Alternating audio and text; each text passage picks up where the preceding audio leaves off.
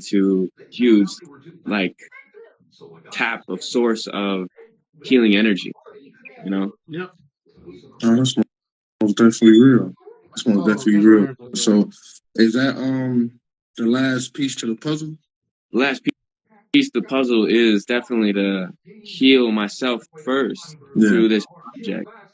And then from that point, you'll get the picture for sure of where I'm going to be, who I am, and what's going to happen in the future. A lot of things. We got a lot of cool collective ideas. Shout out the Hive. We got that going in the mix. So that's going to be really cool. We're going to be doing a bunch of podcasts for a bunch of artists locally. We'll even go globally. We ain't stopping in this area. We're going to go and shoot for the stars, the moon, fucking Mars. You know? After you start talking your talk, you already doing that, but in conversation. Yeah. So what do you think is one of the biggest things we can learn from it? Together? So now we're just about to get the meetings and, just financially go about certain things to make sure we can account for certain circumstances that we'll possibly face. You never know. You always got to be kind of ready, but nobody can ever be really ready. Man, what? That's 100. That's 100. That is 100. How? What up, Cyclone? What up, the Bitty Man? Composer Custom Inc. What's up, folks? Punkin. What's good? Oh yeah, talk to us. We'll talk back. And if any of y'all got any questions for him, go ahead and ask it in the comments. And feel free, guys. I got quite a few things coming along. I'm excited to be able to implore you guys' questions and give you a little bit of light into that, what you were curious about, and lots of stuff to happen, like a music video at the airport. I'm gonna make happen. It's gotta happen. So we've been trying to tap into that and to be able to get that creative source out. So that's happening. People that want to be able to get there in and get a cameo in that, they're more than welcome to join in. Ain't nobody gotta feel like they're secluded. We're all about here, making sure everybody's involved. Be a part of something that's worthwhile. No, that's real. Make memories. Oh yeah. Most definitely make memories. So then you got another project that's coming right after this one? Yeah, that one's an EP. So tough. It's called 7. You said, would you doing a 4-song EP or how you gonna do it? It'll be 7 songs, but it'll be 6 songs for my actual huge exclusive fans. There'll be an exclusive song option they'll be able to get if they, go for that. And if they want to be able to see that part, there's going to be different versions of songs that will be already done in the album, but there'll be a different version of it. It'll be like part 2, but like alternative version. So with a possible different feature, collaboration from another artist. So huge things coming soon as well.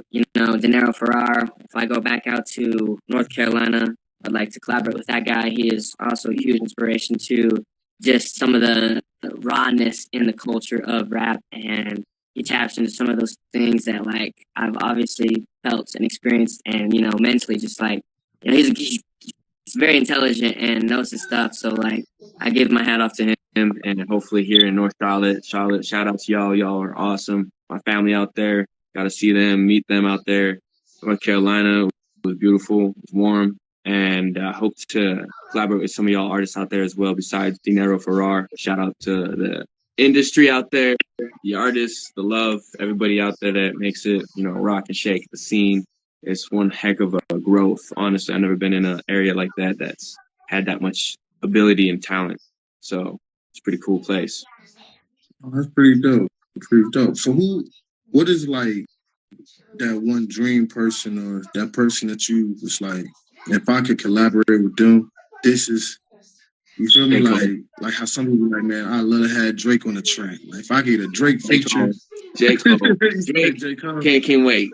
J. Cole. Dreamville, keep it real. So why J. Cole?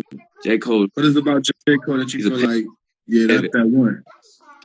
One song that middle child, I don't hit home, really resonated with me, and he just gets those topics in a different perspective. And this perspective, particularly in that song, wouldn't be much of a hard perspective for him to kind of, grasp or create or, put into reality. But there's other that like when he makes his songs, some other perspectives that he can kind of like, it's almost like he's such a humbling soul of a human being to be able to put himself in someone else's shoes so well. He can lyrically put it together like a story that as if it's coming from somebody that he created, or maybe not created, he's known, and he's just talking about their story to give, shed on just, other people that are going down an experience that he may not be able to know, but know off of someone else he knows, Yeah, no, that's most definitely real. That's tough. That's tough. That's cool stuff. All right, so now we got the dream feature. Well, is it a certain producer that you'll be like, hey man, if he could touch on mine, or if I get one of his beats, I'm a moonwalk in that joint. Oh, good question. That's a good question. So I've recently looked and come across a lot of them actually, but just a few right now that I've been directly, talking to and working with business-wise on these beats and, these stuff. Yvonne, shout out Yvonne. He's definitely in the project. He's got some beats. Yajik's got some heat. And okay. I guess if anything, I'd rather be keeping it personal. There ain't no dream aspect to as far as a producer specifically, but there's definitely one, and his name is Evan, but he goes by Prod Finicky, or no wait, did he change it? Prod Patrick now. Prod Patrick. Okay. And so he has been working with me. He actually had a kid recently, so his stuff's been slowing down a little bit, but I ain't do that. All the best his way as far as that goes, newborn wise, and he's definitely good as far as the ear. I don't know. He's definitely had been on a couple projects I've released right now already. Like I don't know if you've heard it yet, Bonnie and Waisanti. That one he did the beat for it, and that was really fun. I'm about to go listen to it now. If y'all have not heard it up, run it up. It's on YouTube. It's on SoundCloud. You can find it on Spotify, I believe, as well, and Apple. So it's on, I think, majority of those streaming platforms. What up, Dub 3? I got a question for you. What have you learned from your fans? I've learned just recently throughout this competition for the opening act 2023, We Will Survive, Audacity, learned that my supporters are actually closer than I thought. My fans are actually a lot closer than I thought. I thought they were further away. And weirdly enough, I don't know why I would think that, but I guess when I first started SoundCloud analytics and looking into my numbers, I was actually getting a lot of views from other people in Ukraine, some other places in like Netherlands and other, like, I was like, wow, like, why, well, how am I reaching out to those? But, whatever, cool. I wonder if they understand my lyrics or if they understand English and how that song resonates with them. But, cool, that's badass, like I'm reaching different countries. So that's like a cool aspect. But what really made me find that into learning and off my fans is just that I can't really segregate my fans. I got quite a bit of, I got gay fans. I got, women. I got brown, black, you name it, like different kinds, different countries. Like, it's been interesting to kind of like get shook in a sense of what I thought my actual base of audience would be and to what it actually is now. And it's a little bit even hitting an older audience, which, I didn't even expect to reach in the 40s, you would say. And I got fans in the 40s, fans in the 50s, fans in the 60s. I don't think in the 70s yet, but yeah, it's crazy. Yeah, it's fun though. It's a great time just to be able to experience and see those that actually hear me, understand me, and can maybe kind of underline what I'm really talking about in these lyrics, these subliminals, see some of these things that I'd be wondering if anybody does catch, if anybody ever notices and stuff like that, So I do find those people that will come to me and tell me some things. Some of my lines are like, "Yo, did you say this? Did you say that?" I was like, "Oh, that was hard." I was like, "Yeah, heck yeah." You listen to it. That's good. That's good. You actually caught that verse. You caught that bar. What's coming next is actually doing lyrics, getting these lyrical videos on YouTube for these visuals. So I got 4 music videos. Hey, Brady Earl, my boy, what's good? Shout out him. He is definitely a videographer, and he's hopefully to be expected on this project visually as well. So definitely want to see him in that Can You Hear Me project. And we'll hear it soon, my guy. I gotta say, we're dropping that project November 11th. November 11th. Save it on your calendars. But I'll definitely throw probably something else to keep you guys on, edge. I know I haven't released since then. Bonnie Winsanti was my last project I released. So yeah. And then we also, as far as Brady Earl, if y'all haven't checked it up on YouTube, For the Bag, he did that. That is the guy who did all that visual effects, visual with the drones, all of that cool gadgets. He's got it. Real wonderful guy to work with when it comes down to the visual aspect of anything, not even music videos. Like he'll even get your real estate sold by making it look sexier than you even thought it could look. Oh yeah, that's real. That's real. Appreciate you, man. Yeah, there's a lot to it though, as far as the people you meet and the people and the skill sets that you find that will also like a compliment and accompany you throughout the journey on what you're doing. And it's just like you got to find those people and make sure those bonds are thick and keep it real, 100. You never know what could even happen to them, what could happen to you. So you just got to make sure it's not making or missing any ends of conversation wise. Completely keeping the communication part real as you can possibly be. And so I appreciate that guy, And so how important to you is it it's like having a team? Like, how important is the team to you? Super important actually, because it's like family. Okay. Teams like I've had a hard time. What are some things that you have learned from like basically from the music business up to this day? That probably either caught you by surprise or you wish you kind of knew at the beginning. Yeah. But so now that you know it now, it's like, now we moving, now we cooking. But recently I've actually been getting hit up by a bunch of labels. I'm not sure. You got to be careful, honestly, out there with those offers. You never know if they're 360 deals, if there's even anything more to it than just that, or like scams. Like I had thought I got hit up by Motown Records, and in fact was not Motown Records. I don't think it was because their PRs never really took it as serious as I thought it would be. As far as like going on, doing like what is it called? Like as far as we're visually, talking to each other one on one on this live, like there was none of that went down. So I kind of threw some red flags, and I've been hit up by a couple other actual decent record labels, but not what I'm looking for to bite, to take into consideration on that signing as far as that goes. And independently, I've been finding a joy out of it that I don't know when it comes down to signing with the label, major wise, that I'll be able to receive that kind of, creative ability. Yeah. So I always wonder, I kind of keep on my toes about really kind of just locking down with a major actual label and just, doing it with my team, my family, and anybody I meet out there that's real, we got to connect. And it ain't just the industry that gets to dictate how and what we're worth. It's the people. Mm-hmm. It's the people around you. It's your fans, So it sounds like a lot of times, like you're more fan driven than money driven when it comes down to that. I guess you could say that for sure. Like it's not really about the money for me. I don't want to have been gifted as much money as where it's more problems, Yeah. So if that ever to come into reality, I'm gonna be giving it away as fast as I can get it because I don't want to have to. Like I know it's just like a part of this journey alone. It's not just been me alone. I've had a lot of people out there helping me as well. Shout out my boy David here.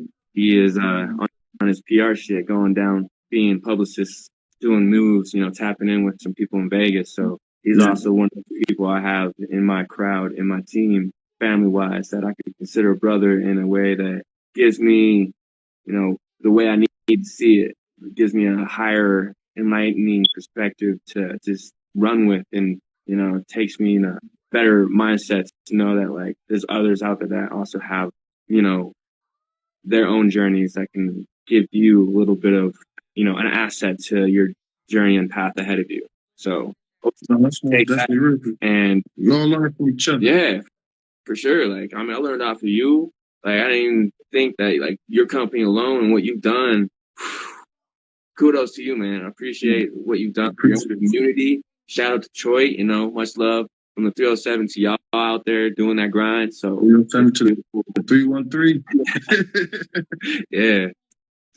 And then, yeah, own the label yourself. That's what we're working on, basically. The Hive would be a part of that. It's going to be like, hey, Eve, you know what I mean? But it's Hive. That's how it's pronounced. And it's spelled HEYEVE. So we got a lot of things going on with that collective, which will sister brand into one of my actual merchandise, the handprints collective wise. Leave your mark, you know what I'm saying? We're going to be doing merch drops here soon as well. Merch drops. I mean, I've been wanting to do that for a while, especially for handprints. But now that I've gotten with this collective as well, the Hive, I can see a lot more waves and outlets that we can actually, you know, gain a whole traction of other people joining and, you know, put them where their best suit to be and, you know, just start collectively growing as an empire, you know. That's most definitely real. So he somebody mentioned own the label yourself, right? Yeah. So when it goes down into owning the label yourself, what position or role would you want to play, like on the admin side? All right. So we've even discussed this as far as some of our associates, but I think as far as executive co-producing with somebody in that same time frame, or even just going into that spectrum of being the co-founder, you know, I mean, I don't want all that to be on me either. I want to be able to have it equally from like a set plane as far as the Hive goes, king, queen bee, and then it goes down to just everybody's not per se seen as less, but doing their specific key skills to making the whole Hive congregate into a higher building functioning, you know, where like we're literally one mind, one, you know, like think alike, we're doing the same thing, you know, holding each other back because we both want the same thing as far as that goes to building and sustaining and all that. So yeah, we're doing a lot. It's exciting. And machine, yeah, okay. That's dope. That's super dope. That's super dope. And that's within the people. So like the people is definitely going to be able to engage and to see and to be a part of it. So I hope they understand that that's the collective that we want, and to also save the bees, because the bees are important. We need them to keep going and doing their natural nature duties, you know. And so we'll be doing a bunch of collectives with the beehive collectors, doing a bunch of stuff with merch with that, including, you know, honey, and doing a bunch of cool stuff. Like you'll see, I can't give it all up. I can't give you all the juice yet, but good stuff. And we know y'all got something brewing in the making. So what would you say is like what do you see the state of hip hop currently? Like as somebody that's an active participant that's trying to grow with the culture, what do you see? That's a good question. I'm actually happy you asked that, because hip hop is definitely a genre I feel like out here especially can kind of get misconstrued with rap. And I mean, as far as one can come from the other, I think they both can be, you know, equally appreciated the same. Yeah.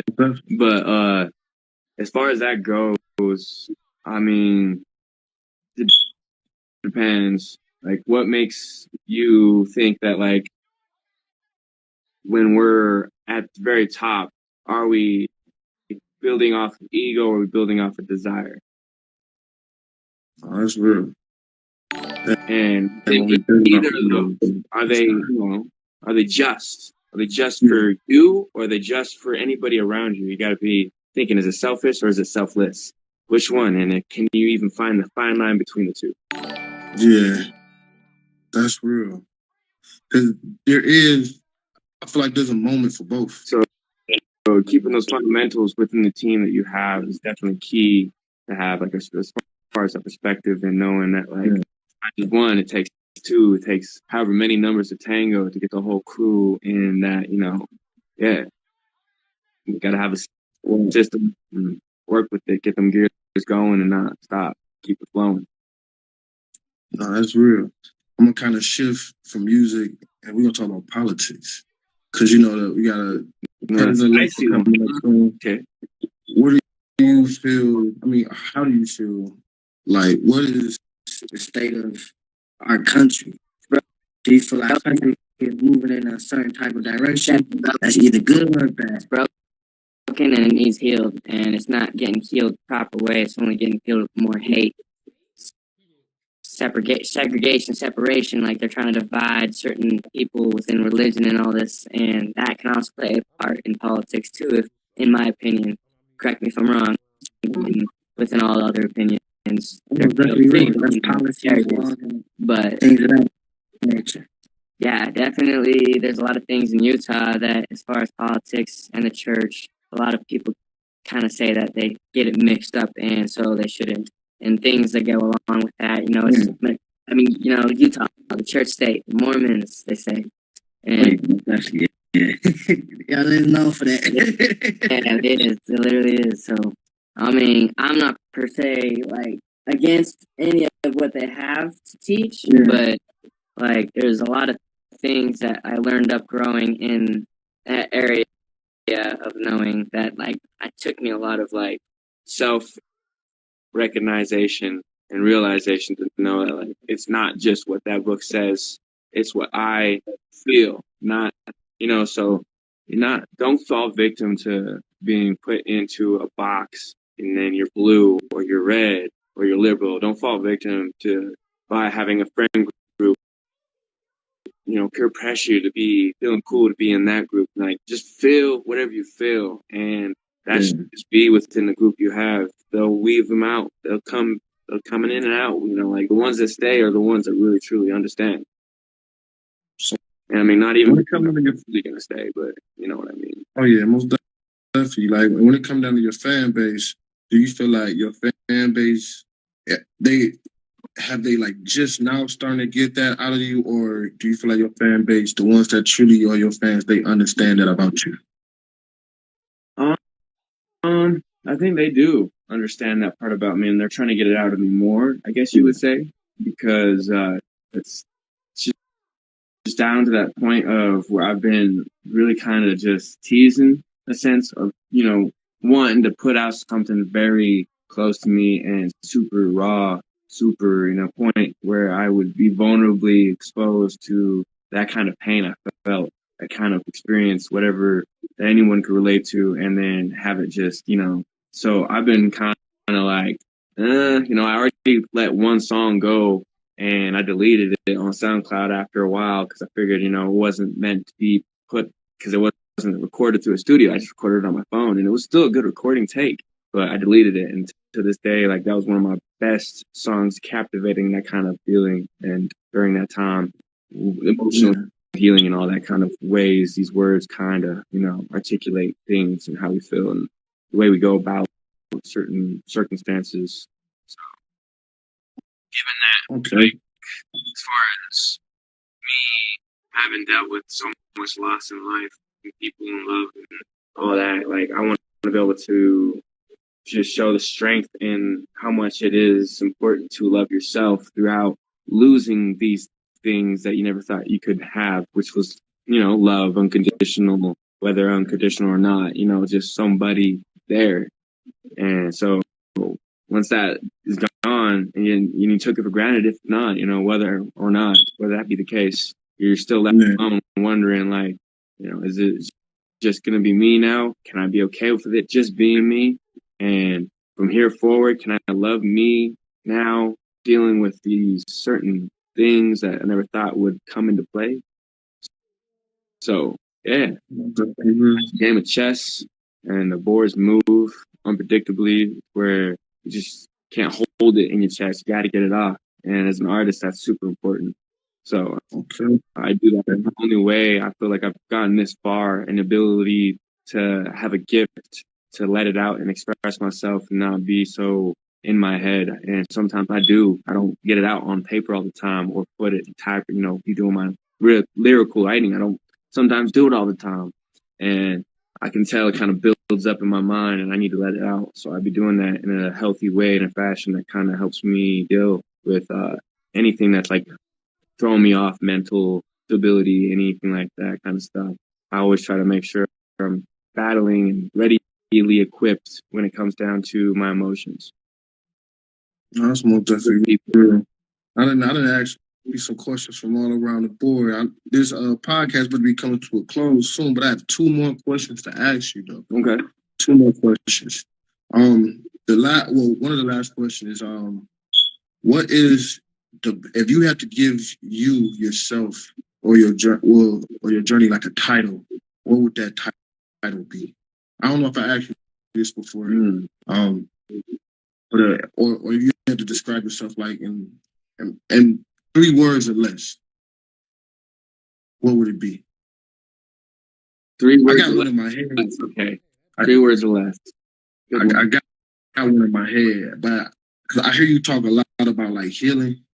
Like me personally, as somebody that's like, support you, fan of what you do, I feel like it's like healer. Right. A healer of oneself, healer in life, but also just a healer in culture.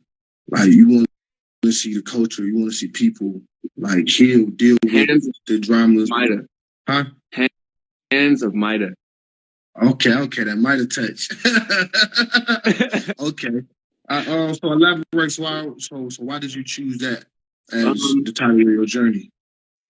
It's like a element that we have in this world that is very sought for, very valuable, and there's so many other elements just as valuable too if you really think about it. But that one, for example, has a very key element and role in where we're going to be headed. And so, like, if I can implement what my hands do as far as leaving my mark on the world, it does create art, it does things, and I'm glad to have this arm back and be able to create with these instrumentally and figuratively and all these other ways style I want to be able to bring and heal and just bring gold value substance that could be taken in the best way possible for anybody else that has these kind of questions, or if anything gone through these kinds of similar like experiences. And yeah, so leaving that golden handprint, touching somebody's soul, touching somebody, doing something, leaving a mark on anything is truly just a gift to have. So that's like a humbling experience to know. Hands of Mida, it's not necessarily the gold aspect, but it's just how you're leaving a mark and what beauty you're leaving after you touching it. Yeah, that's dope. I like how you put that out. My last question of the night for you is, if not, hey, hold on, I just had it. Yeah, fill it up. Be like that. I had got to listen to what you were saying, like how you explained, like it ain't about just touch and go, it's about the beauty of your fingerprint leave behind.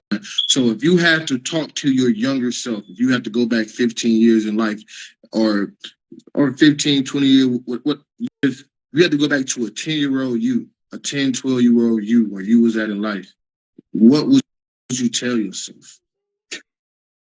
Ooh, good one. I'd say, don't do it for her. Do it for yourself. Go harder. Okay. And why would you say that? Let's just say that I had a person I was trying to when I was young, very young, my first crush, you would say, and I definitely was trying to get her attention, and I mean it wasn't that hard, but it definitely wasn't as easy either. But getting into that point of life when I was that young, when I know I had the ability and skill then, being in music and what I did, I kind of wanted to do something else that took away from my ability of creating then, and wanted to perform doing something completely not what was me, just to kind of get to know her a little bit more. And when doing that, I feel like I was almost being naive to knowing that like there's different kinds of people that I didn't know that are always going to be placed in front of you, and whether they're going to be there for you to resonate with or to learn from, whether it be a bad lesson or a good lesson, like that one in particular was a lesson for me to find out that like